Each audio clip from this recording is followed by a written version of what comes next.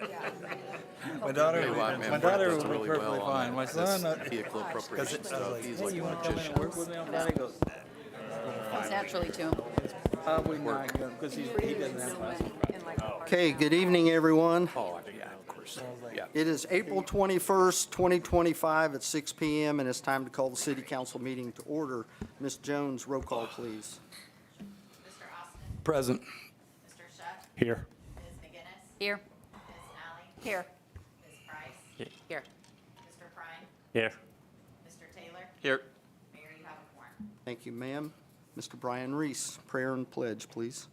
All right, invite you to join me. Our Father, we come before you this evening, and we thank you again for the privilege to be here in City Hall tonight. I just pray that you'd be with this meeting, be with the agenda items. I pray that everything that is decided tonight would be with wisdom and prudence and for the best of the city. And I thank you for those who are the firefighters getting sworn in tonight. Thank you for their service to serve and protect those in our city and the sacrifices their families make just to put them in that position and allow them to serve us in that way. Thank you so much for just all of your goodness and grace and benevolence on all of us. It's in your name we pray. Amen. Amen. I invite you to join with me for the Pledge of Allegiance. Place your right hand over your heart and join me. I pledge allegiance to the flag of the United States of America and to the republic for which it stands, one nation, under God, indivisible, with liberty and justice for all. Thank you. You may be seated. Thank you. Okay, just for the record, we're going to do the swearing-in ceremony last.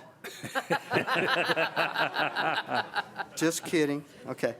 So we do have a swearing-in ceremony for firefighters tonight. We're going to do it a little bit different. Blaine Watkins, Daryl Scruggs, and Brandon Kraus. We're going to do this a little different and do everybody at the same time.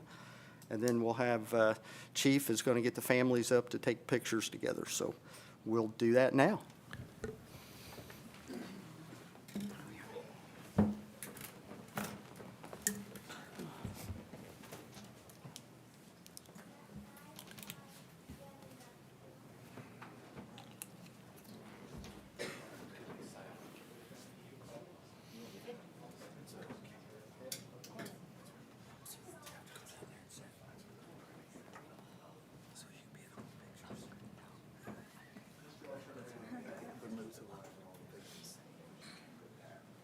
Okay, raise your right hand. I state your name. I, Daryl Scruggs. A member of the Franklin, Indiana Fire Department.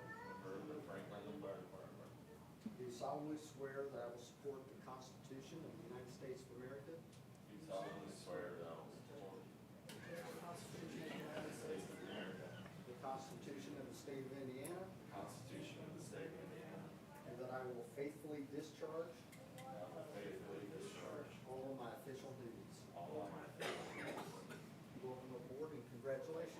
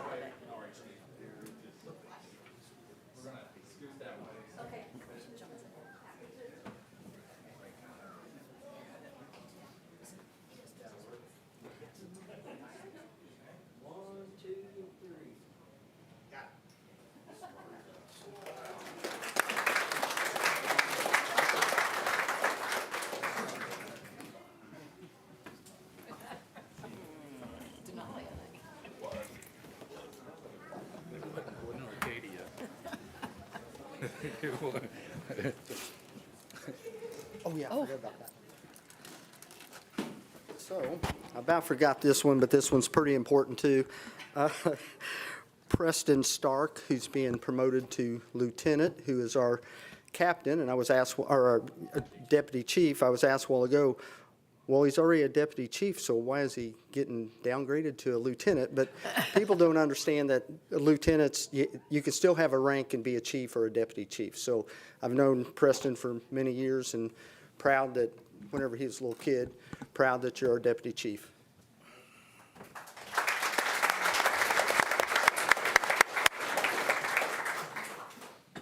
Preston, raise your right hand.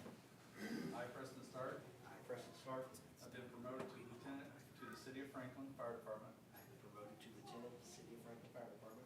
I solemnly swear that I will support the Constitution of the United States of America. I solemnly swear that I will support the Constitution of the United States of America. The Constitution of the State of Indiana. The Constitution of the State of Indiana. And I will faithfully discharge my duties of my position to the best of my ability. I will faithfully discharge my duties to the best of my abilities.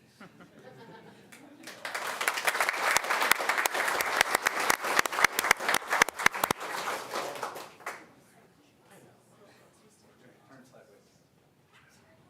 You have to have a good memory to be a lieutenant. Okay, they cheated because he's got bigger holes in his It's still not easy.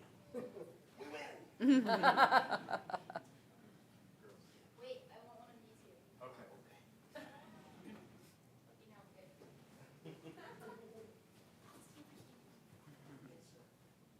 Yeah, you're centered.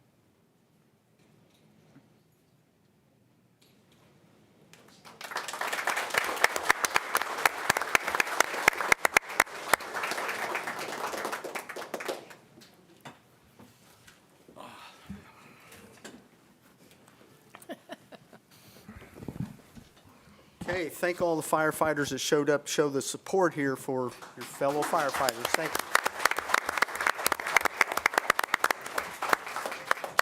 you. And just to let you know that you can stay if you want, but you can also leave now if you're going to leave. Now you see why we wanted to make this last, right?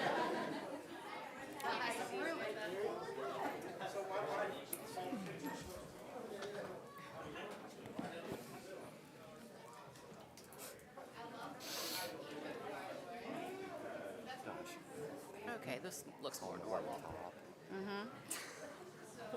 Makes you feel so bad. Fireman walking out. What was it last?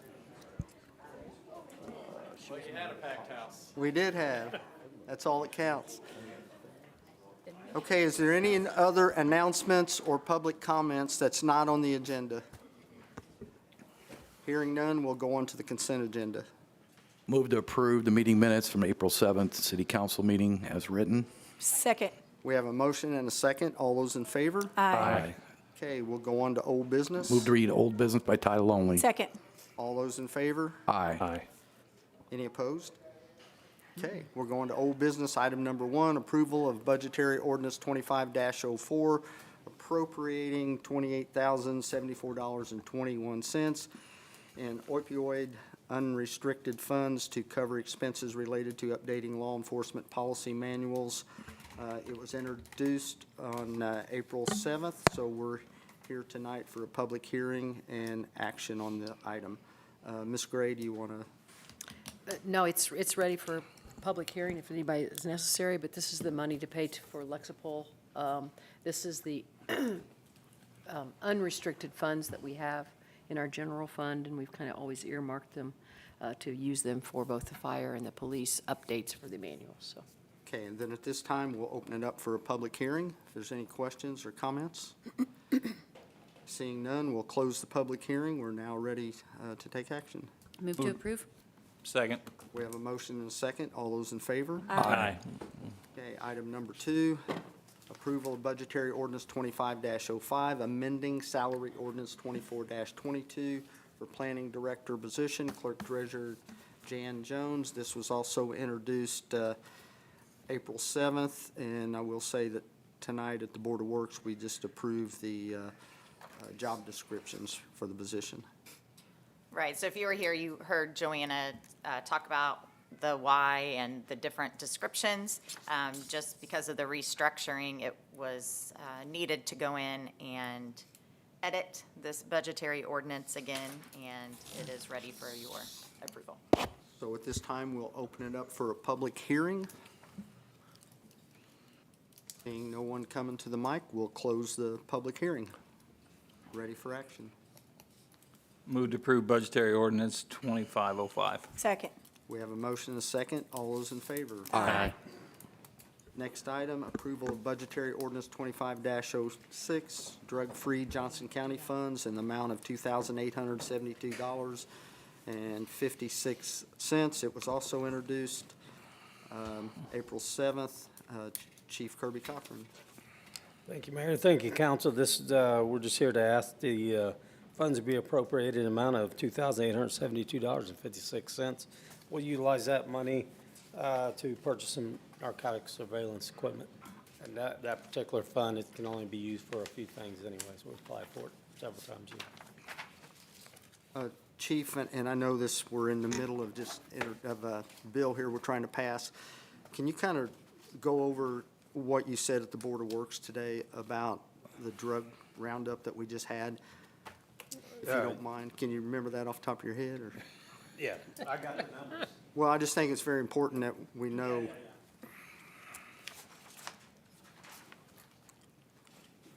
Yes.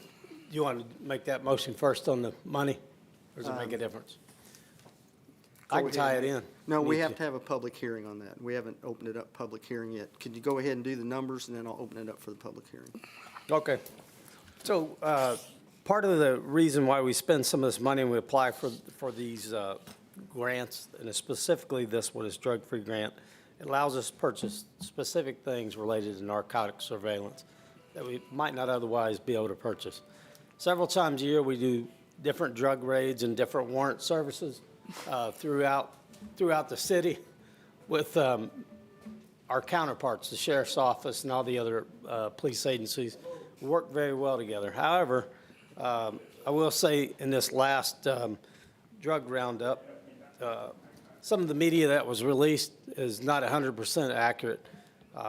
It did appear upon reading that it was a drug roundup related to just the Sheriff's Department and Marion County Sheriff's Department, and the other smaller cities were assisting with this. However, if you look at the numbers, 49 total warrants, 31 of those were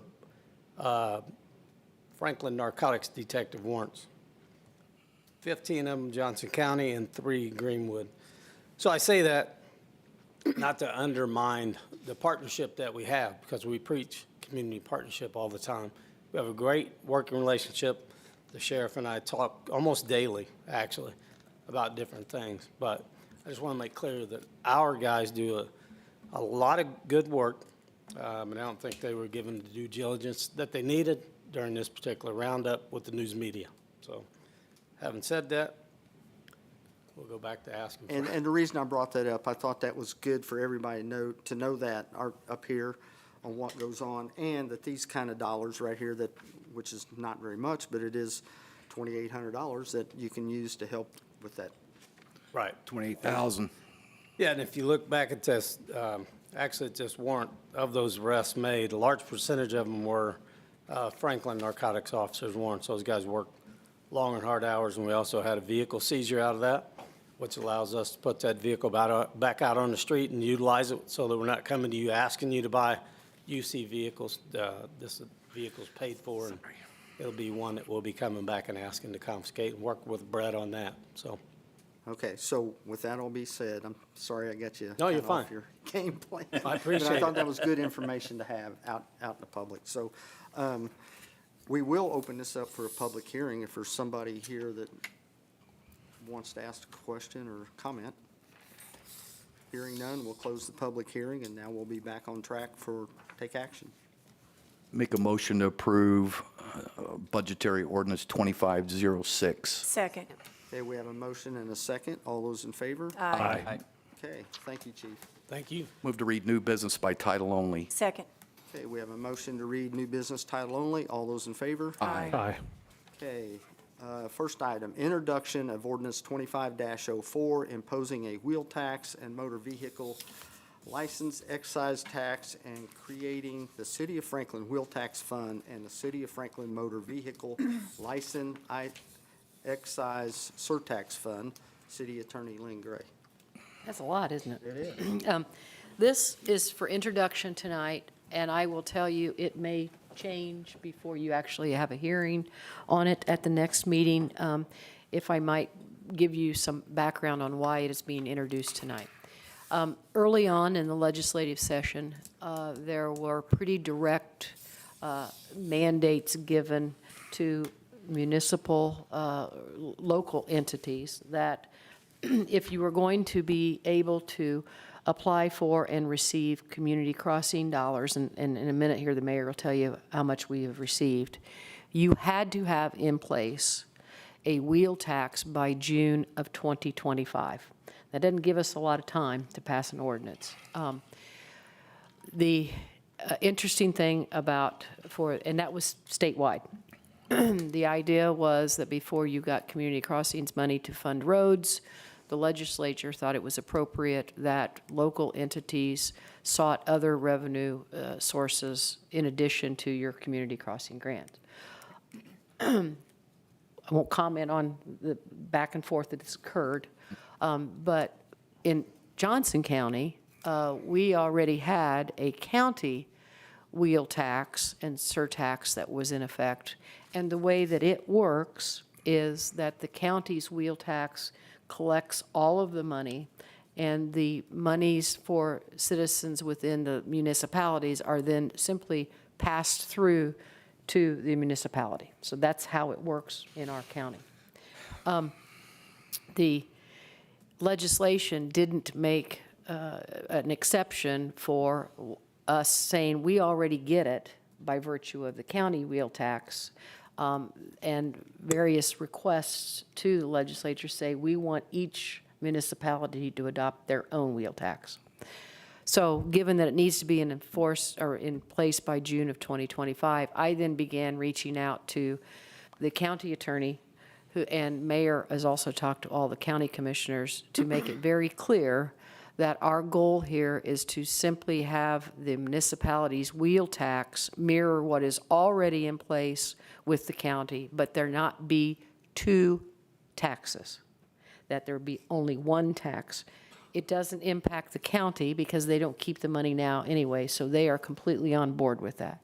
I say it's fluid because there have been recent amendments to the legislation that is currently pending. I did want to let you know that I reached out to Tiffany Costley, and she knows I'm going to give you this information when we were talking about needing to introduce this tax. I will tell you Greenwood has also done the same thing, and we're all kind of sitting around waiting to see what's actually going to happen. And I said, I'm going to tell my council that we are going to put this in place, and the county said, if we need to amend it, we will. But this is the last language that I've heard from her. She said she talked to Luke, who's Luke Maston with the county highway department, and he said that they, being the legislature, for sure added language to assure no double taxation issues. He did tell Pressel, who is one of the state representatives in charge of the bill, in person, that it did not make sense to force the local units to adopt their own wheel tax because they both have the same max amount and already passed through. But he was adamant about forcing each unit to adopt their own. So that's why it's before you. There have been amendments, and in fact, Leanne at the Daily Journal was kind enough to send us one of the proposed amendments. That in the proposed amendment, not yet acted upon nor adopted, it does say that the county cannot pass a tax and create the double taxation, but the wording is inartful at best, so I'm not sure what it means. So I can just tell you that we have something in front of you. It may either get withdrawn, or we may work with the county, who has assured me they have no desire to keep the part of the county wheel tax that affects the municipalities. We just all don't want to lose community crossing money. So it's for introduction only. It is exactly what we're getting now through a pass-through. And it is exactly what the Greenwood has already passed with regard to that.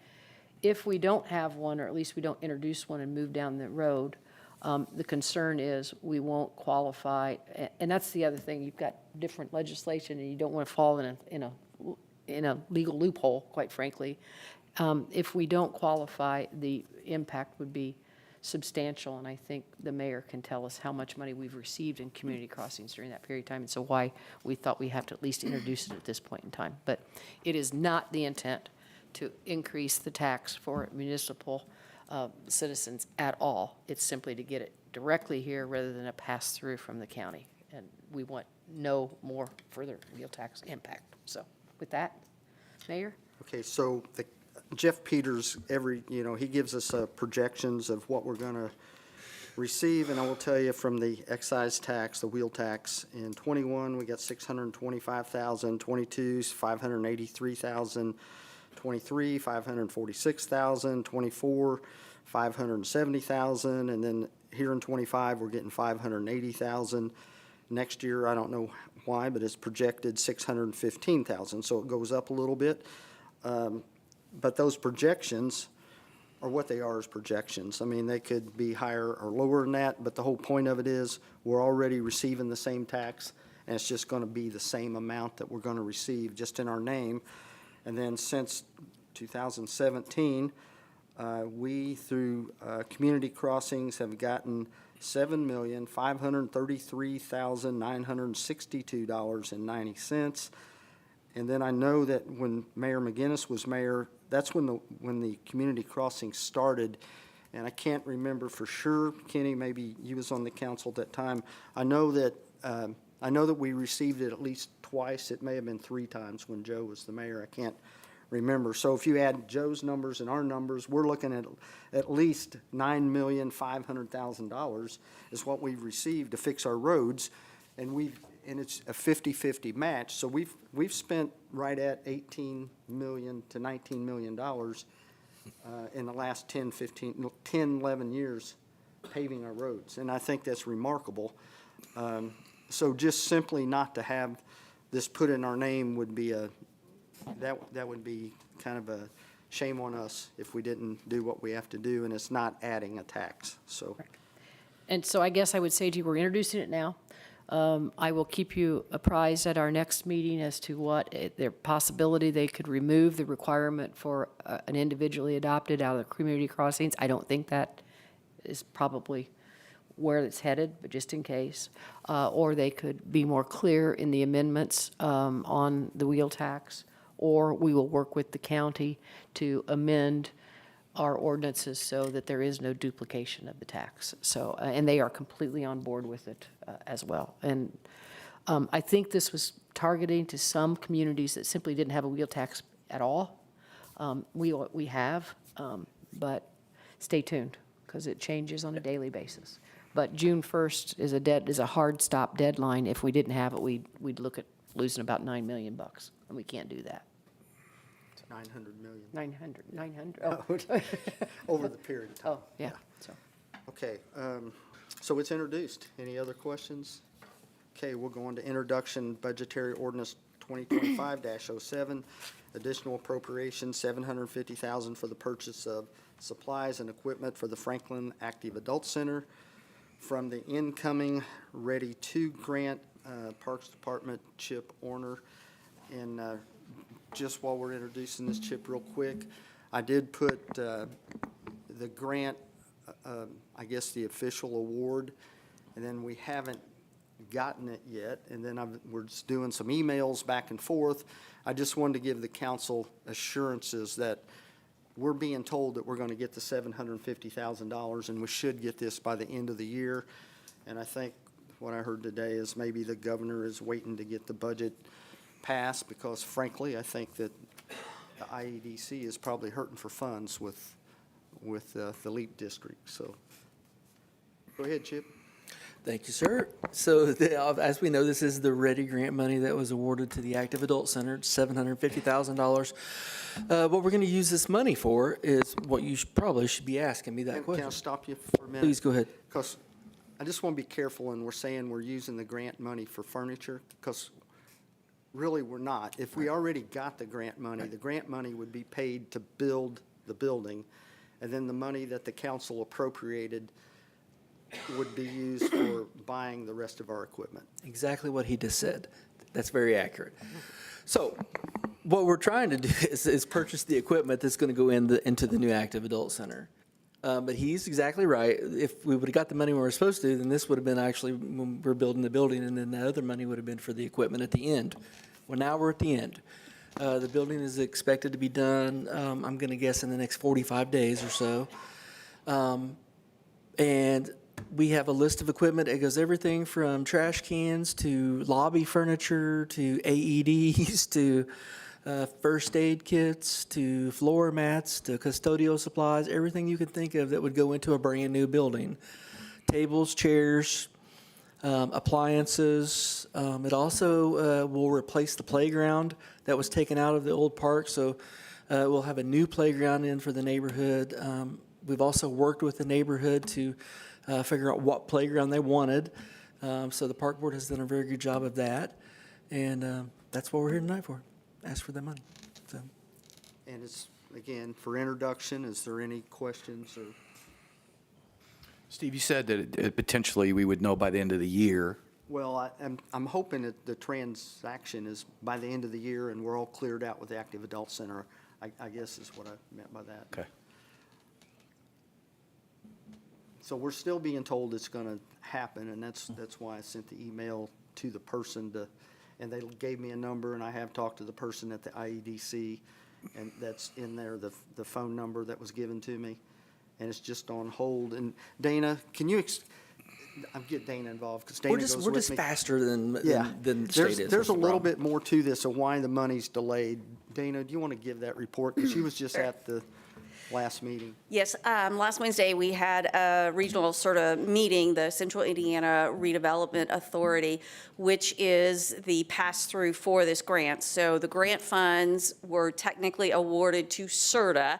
CERTA then had these projects, and so that kind of is a funnel. It's the way the state typically does these things. What they told us at that last meeting was that Ready One funds, which if you will recall, we got Ready One funds for the Graham Road extension and the Earlywood Drive roundabout.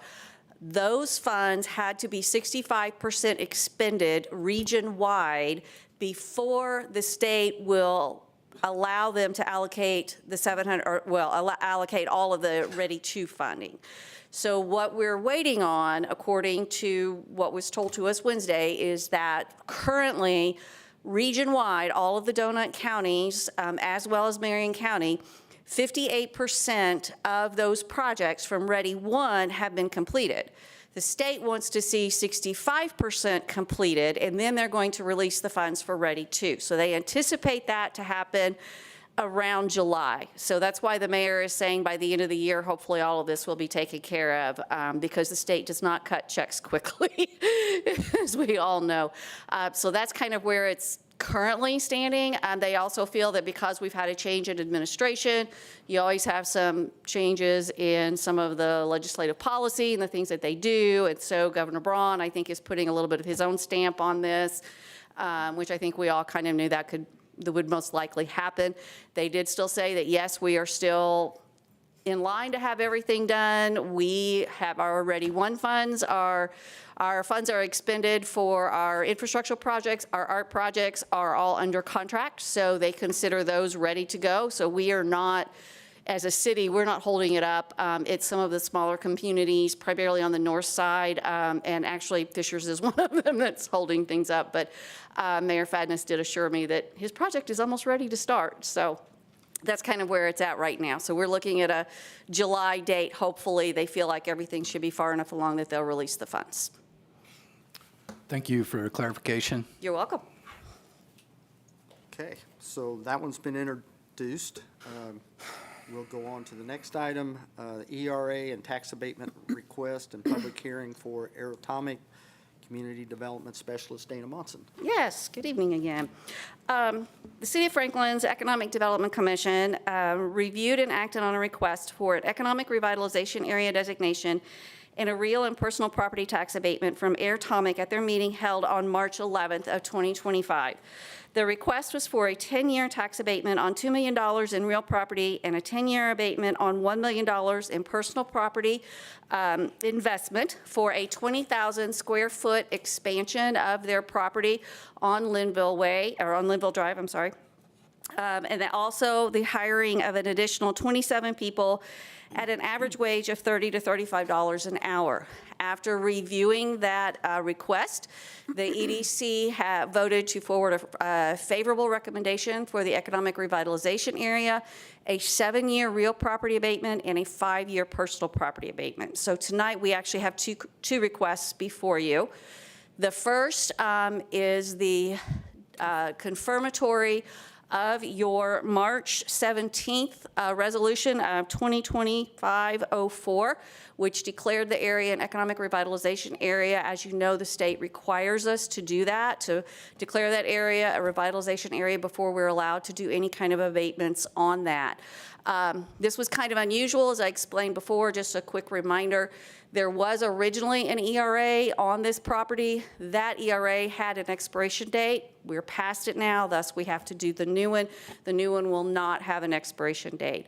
After your last meeting, I did provide the notice for the public hearing. So tonight, I am first requesting a public hearing and a recommendation of a confirmatory vote for the economic revitalization area. That's the first step we need to take care of. Thank you.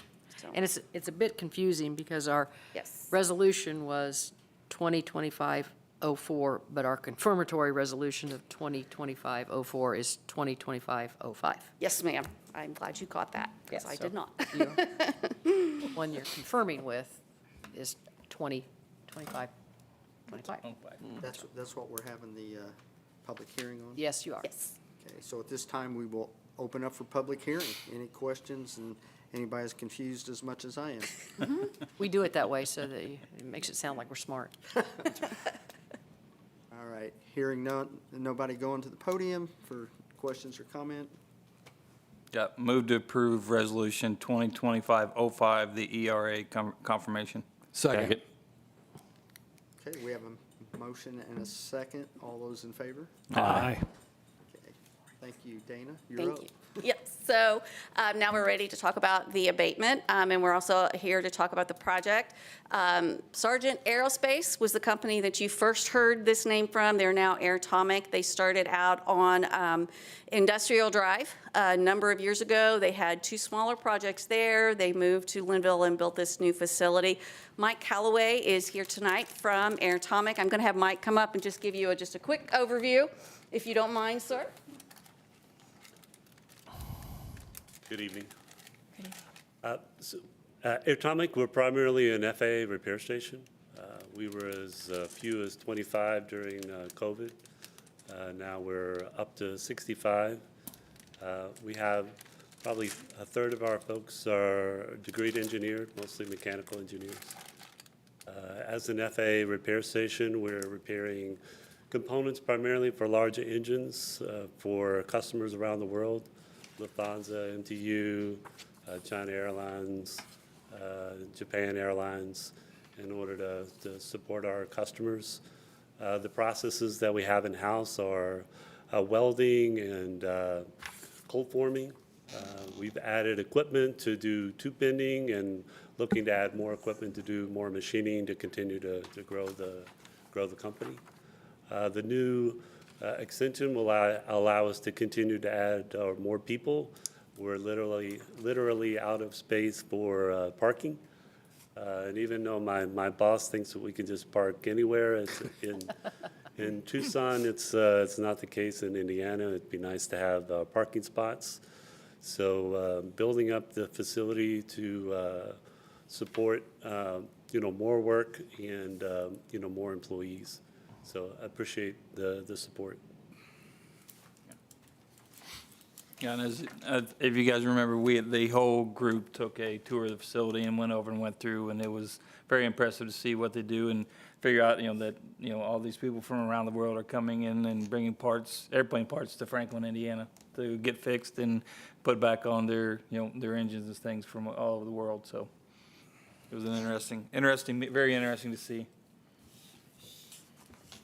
Okay, I think at this time, we would open it up for a public hearing. Is there any questions or comments? We will close the public hearing. Now, any more questions from the council? If not, we're ready for action. As I said, I just want to clarify that while the request was for a 10-year abatement, Mr. Taylor may want to speak on this, but the EDC did choose to do a 7-year real property and a 5-year personal property. And I do also need to point out that the company is not amenable to the economic development fees. And then we decided to bring it down to the 7 and 5. It was right in line with a couple of the other ones we did right there in that area at the time, that other businesses that are going in. So it was about the same money and about the same thing, so we wanted to kind of stay in line there. Okay. And the economic development fee is a voluntary Yes, ma'am. commitment, correct? Yes, ma'am.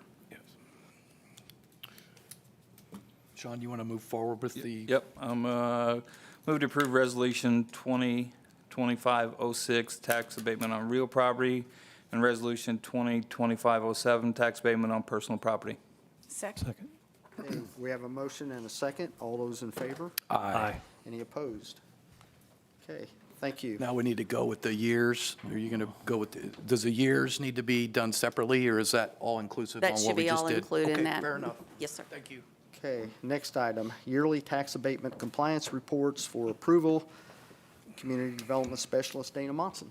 Yes, so at that same at their April 15th meeting, they did hear 15 more CF1s. These, again, came out very positively. Again, most of these companies are at their employment levels or very close to it. They are all above in their wages. They're definitely seeing that.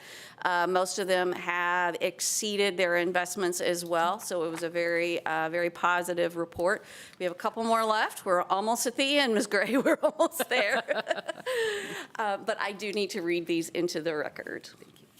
So we have C 2025-05, Chart Life 1404, C 2025-09, Essex Furukawa 2114, C 2025-10, Essex Furukawa 2306, C 2025-11, Essex Furukawa 2307, C 2025-15, IBC Advanced Alloys 2102, C 2025-16, IBC Advanced Alloys 2105, C 2025-26, Nitrex 1103, C 2025-29, NSK Corp 1320, C 2025-30, NSK Corp 1619, C 2025-31, NSK Corp 2207, C 2025-32, NSK Corp 2208, C 2025-34, NSK Precision 1318, C 2025-35, NSK Precision 2209, C 2025-36, NSK Precision 2210, and C 2025-51, Electrospec 1207. All of these were found to be in substantial compliance. I don't know, Mr. Taylor, if you have anything further you'd like to add, sir?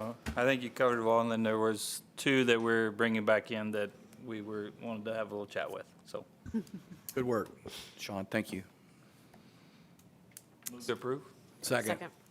We have a motion and a second. All those in favor? Aye. Any opposed? Hearing none. Thank you, Dana. Thank you. Okay, next item, it's under Other Business, Redevelopment Commission Report, completion and submission to the DLGF, Clerk Treasurer Jan Jones. Yeah, this is just a yearly report that I do on Gateway. I sent, or the link is here, sorry. And basically, I just have to submit all the revenues and expenditures for all of the different TIF districts. And so that was completed and submitted on time, and I just have to let you know that. Well, thank you. I don't need anything from you, just, it was done. Thank you, Jan. You don't want any more money or appropriations or anything? That's nice. Okay, so that gets us to council member comments. We'll just start with the Mayor's Youth Council. We don't really have a lot. Obviously, I'm the only one here tonight, which is upsetting, but that's okay. Our chili dinner went pretty well. We raised $206, which was kind of, it wasn't for fundraising. It was more just like, to get some ideas out there, but it went pretty well, and we're just going along with our project. So, yeah, coming to the end of the year. Thank you. No problem. Jennifer? Just happy belated birthday, Mr. Mayor. Irene? No, nothing for me tonight. Thank you. Todd? Nothing, sir. Sean? Nothing, sir. Ken? Nothing. Ann? No, thank you. Josh? Well, I just want to say thanks to the Mayor's Youth Council for doing that event, because I heard some great comments from some of the members there that really enjoyed the interaction with the kids and seeing the activities. And, you know, unless you know what's going on, you don't know what's going on. So a lot of people were surprised about all the projects and everything. And I heard that there were several members that gave suggestions on future projects. So hope that helps you guys there. So. Thank you, Josh. Lynn? Nothing, sir. Jan? Nothing, thank you. I have nothing. I think we're ready for, Motion to adjourn. Second. all those in favor? Aye. Thank you. Good job. Okay.